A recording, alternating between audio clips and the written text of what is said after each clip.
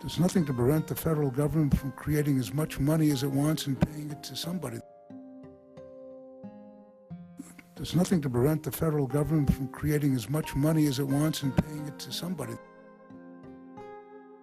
The government is not like the rest of us, okay? This is the fundamental problem. We think of the government like a household. So you hear the words, you hear people say, you have to get your fiscal house in order, right? That language, the house, the fiscal house. Governments need to balance their budgets, live within their means, tighten their belts. All of that austerity language is meant to tell us that the government should behave just like one of us, right? No, the government is not like one of us. And the big difference between them and us is what?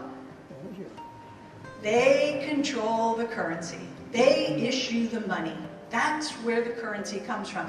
If I had my own printing press, right? If I could create the money, I wouldn't worry about going broke. I wouldn't worry about bills that I can't pay. I wouldn't worry about the cost of something, affordability, right? But I have to worry about all of those things. And the federal government doesn't. It gets to write the budget, put the numbers in, and then the checks go out, right? And the checks don't bounce. The federal government's checks don't bounce.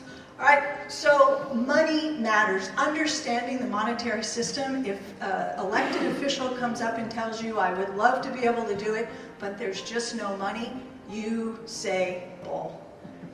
Don't tell me, because I know where the money comes from, right? And you have the patent. If it's the Australian government, they literally are the only entity on Earth with the authority to create the Australian dollar. No one else can do it. Where else would it come from? It doesn't come from China. You're not dependent upon us to get Australian dollars. They come from you. We can't get them until you spend them into the economy, right? And so this idea that somehow it's irresponsible for the government to put more money into the economy than it takes out. Spend 100 in, tax 90 out. That's government running a deficit, spending more than it takes in. But guess what? When they spend 100 in and they only tax 90 out, somebody gets left with 10. That's your surplus. Their deficit is your surplus. Now, how will you pay for it? How should progressives answer this question? Here's one way. This is the way that Senator Brian Schatz has answered the question. He is a U.S. Senator from the state of Hawaii. And he is proposing debt-free college. And so he was interviewed by journalists who said, oh, debt-free college, that sounds awesome. How will you pay for it? And he just said, no, I'm not going to answer that question. I reject the question, because why is it that it's only progressive proposals that get confronted with this question, but conservative with the tax cuts and so forth, you never have to answer that. So I think it's a trap, and I won't answer it. That's one way to handle it, because guess what?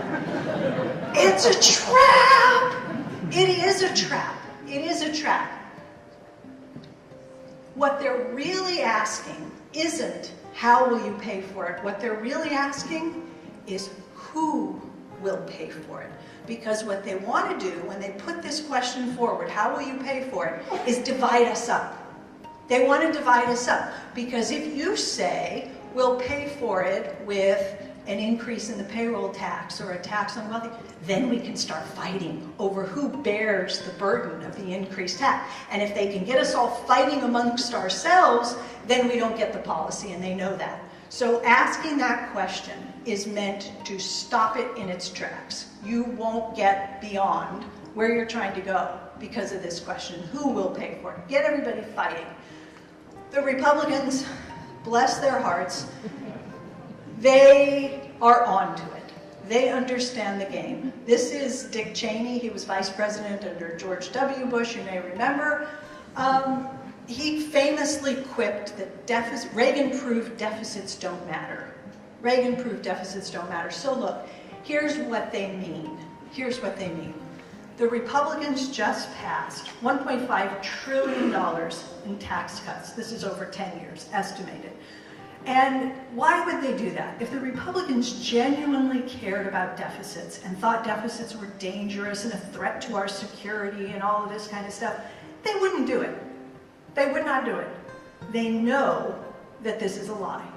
They know that deficits enrich someone. They know the government's deficit becomes someone else's surplus. So guess what they do? They enrich their donors. They enrich corporations. They know that by cutting deficits, they're creating surpluses in someone else's pocket. So this is actual data for the US. Your data would look the same, well, in the sense that it would move in opposite directions. The government's financial balance is shown there in red. You can see the government in the US is almost always in deficit, but the private sector in the US is there in black.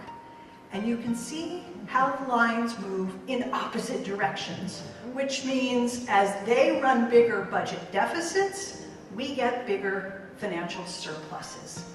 Their red ink is our black ink. So when they say deficits are bad because they hurt you, they're lying to you. Deficits put more money in someone's pocket. The question is, whose? Whose? And for now, the Republicans are the ones wielding the power of the purse, and they're putting the money into the hands of the very wealthiest people and the corporations, the people who least need the help. And when the Democrats get in control, God willing, they will understand that when they have the power of the purse, they can direct those resources in a different direction, rather than trying to tighten up the purse strings and balance budgets, okay? So here's one way that I think progressives could answer the question, how will you pay for it? Every time you want to fight for something big, how will you pay for it? You simply say, the Reserve Bank of Australia will clear any payment authorized by Parliament.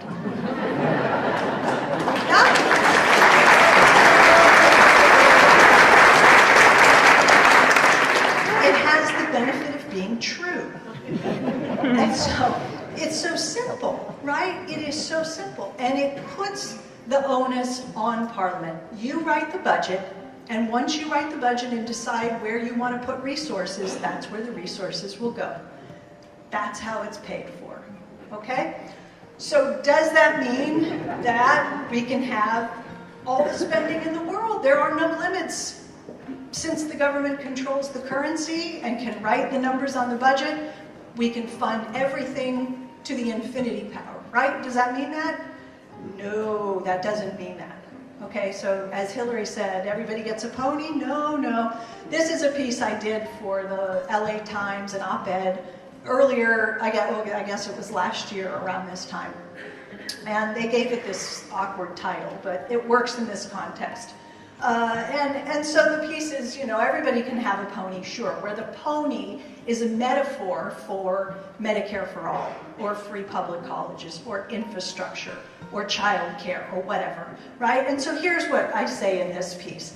No, it doesn't mean the government can buy absolutely everything it wants at any price. There are limits. So what are the limits? Every economy has essentially an internal speed limit. There is only so much available to buy. There are only so many people you can hire. There's only so much machinery and factories that are there to work with. So the constraints are real. They're in the economy. There are limits. And if you try to run beyond those limits, if you try to outstrip them, what happens? Inflation. So the risk is not bankruptcy for the government. It's not insolvency. The risk is inflation. And if you are abusing the power of the purse, you will create an inflation problem in your country. You will not go broke, but you will create a bad situation. So you do have to be fiscally responsible, but fiscally responsible means honoring the real limits that exist, right? And so you do have to prioritize. You can't do everything. So I'm getting very, very close to the end here. I think that budgets should be mission-oriented. It should be clear to the people, when governments put a budget together, what are the objectives? Why are you writing this budget? What problems are you trying to solve? Make it concrete. Make the goals explicit and say, we're trying to eliminate child poverty in 10 years' time. We're trying to completely eliminate the infrastructure deficit in 5 years. We're trying to, right, set concrete goals, balance the economy, not the budget. The budget is your tool. The budget is a vehicle through which you can divert resources, financial resources, to solve real problems, right? Use the budget. And if you get a deficit of 3.5% of GDP, and that delivers a good economy, who cares if it's 3.5% of GDP? If it takes you 5% of GDP, who cares? If you have a good economy, low inflation, you're solving real problems, the number that gets scrolled down in some government office and called the deficit is irrelevant, okay? Prioritize. Of course you can't do everything. You have to prioritize. Hit meaningful objectives, respect the limits, and I would suggest start by employing everyone in the economy who is looking for a way to participate, who wants to work and can't find it anywhere else in the economy. That is one of the biggest mistakes, grave errors that we make. Look, when people are unemployed, what happens? It's not just an economic problem. It's not just that you don't get the output that they would have produced. It's all of the social ills that go with it. It's the depression, it's the anxiety, it's the loss of sense of purpose. It's what happens when families break down, spousal abuse, substance abuse, all of those associated problems increase. We've got, in this country, you have, what, 700,000 people officially unemployed, 1.1 million underemployed. You've only got a couple of 100,000 job vacancies. So there are far more people looking for ways to contribute than there are opportunities, right? So let the government start by creating employment for anyone who wants to work and can't find it anywhere else in the economy. This is one way, and perhaps the best way, to begin to exercise the power of the purse. And so this is the last slide. So very, very quickly, this taxpayer myth, you got to knock that down. Okay, this is Margaret Thatcher famously saying, "There is no public money, there is only taxpayer money." Don't accept that. That's baloney. There is public money. She's wrong. She just doesn't want you to know there's public money, because that's how they get us fighting, right? The taxpayer who will pay for it. Then they get us fighting. No, there is public money, and you can use the public purse to fund programs. You just have to be careful about inflation. The deficit is not a problem. Deficits are normal and perfectly responsible, provided that the government is not creating inflation because it's running too big a deficit, or doing what the Republicans are doing and using deficits to exacerbate inequality.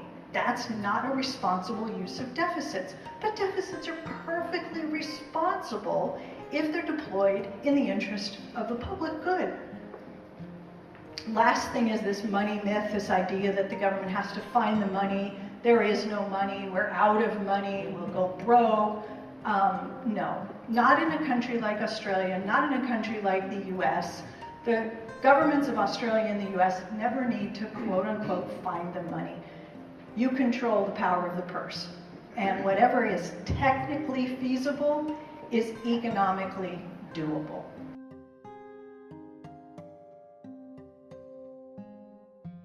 There is absolutely no risk whatsoever of the United States not being able to pay its debts, because its debts are denominated in its own currency, the US dollar, of which it is the issuer. So there is no issue of solvency. There cannot be an issue of solvency. The United States is always going to be able to pay its debts. I think a lot of what is going on here is fear-mongering.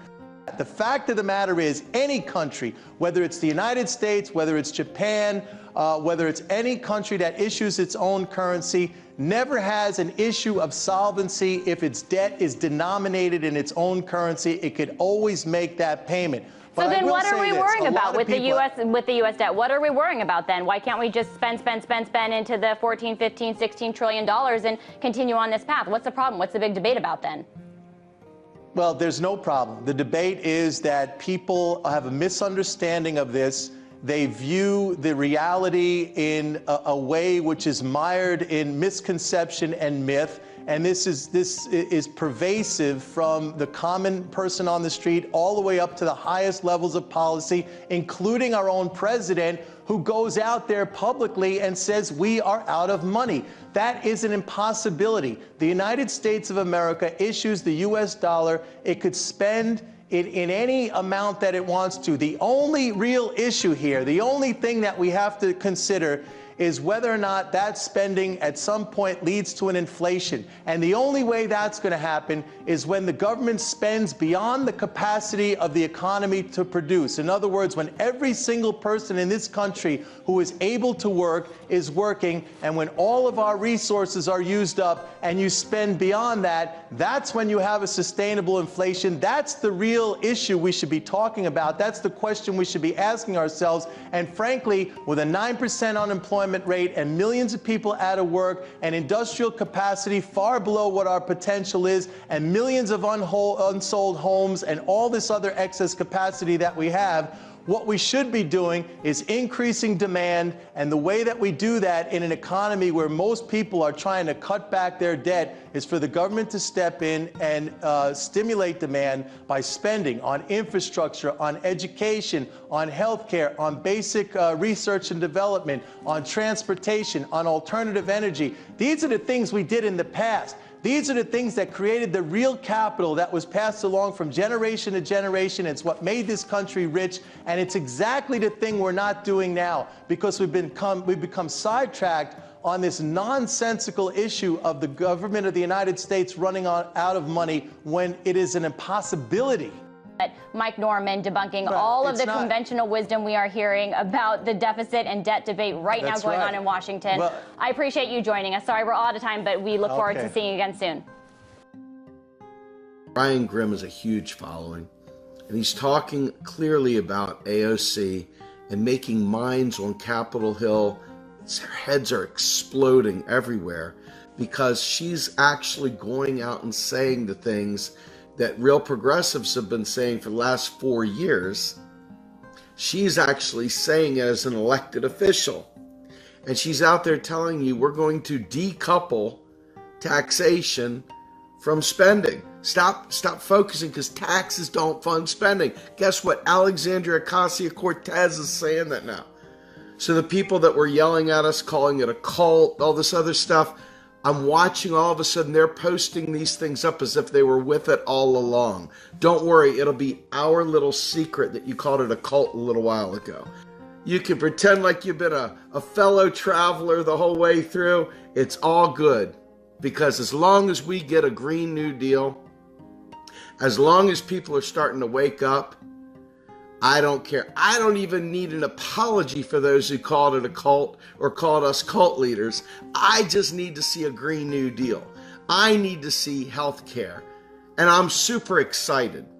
I mean, when you see Politico talking about this, and then you see Forbes talking about it, and then you see Fox News even talking about it. I mean, we're talking about the home run ball. And there's Stephanie Kelton, smooth as silk, cool as the other side of the pillow. And there she is, just laying the smack down, gently, sweetly, softly, for the ears that have never heard it before. She's out there saying point blank, you never ask how you're going to afford war. You never ask how you're going to afford this. But here we go. We want to go ahead and provide a Green New Deal. And suddenly, you want to worry about how we're going to pay for it. Wrong question. As long as we have real resources, we can afford anything we need. And the United States, as we always say, is the richest country in the world. And it's not rich because it has a lot of U.S. pieces of paper. It's rich because it's rich in real resources. It's rich in labor. It's rich in minerals. It's rich in the ability to do great things. And so we can keep it as our little secret for all the newcomers that called MMT a cult before, for all the people who were saying that MMT cult, it's okay. It's our little secret. I won't tell a soul. I won't tell anybody you called it a cult. Promise. I'm loving it. I'm loving it. Because this right here is how we save the world. Since 1971, when Richard Nixon removed us from the Bretton Woods Accord, we have been on a sovereign, free-floating, non-convertible fiat currency. Period. End of discussion. Going all the way back to 1946, Beardsley Rummel said taxes for revenue are obsolete. He meant it, he said it, it was true. Folks, taxes literally don't fund spending. That's not how this works. Taxes are used as a brake or a gas pedal for overheating or a slow-performing economy. Nothing more. They don't pay for any programs.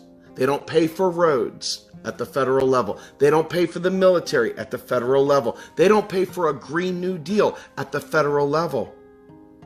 We pay for all of our programs with keystrokes.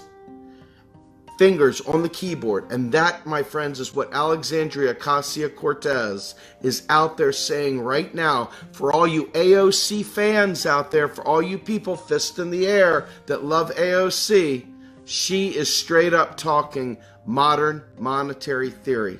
Period. And if you're going to get partisan on me, I don't have time for you. I've been fighting nonstop for this. And if you can't see that truth about the economic system and you want to worry about Dems and Republicans, take that shit elsewhere. I'm out of here. I'm going to celebrate. Have a good day, everybody.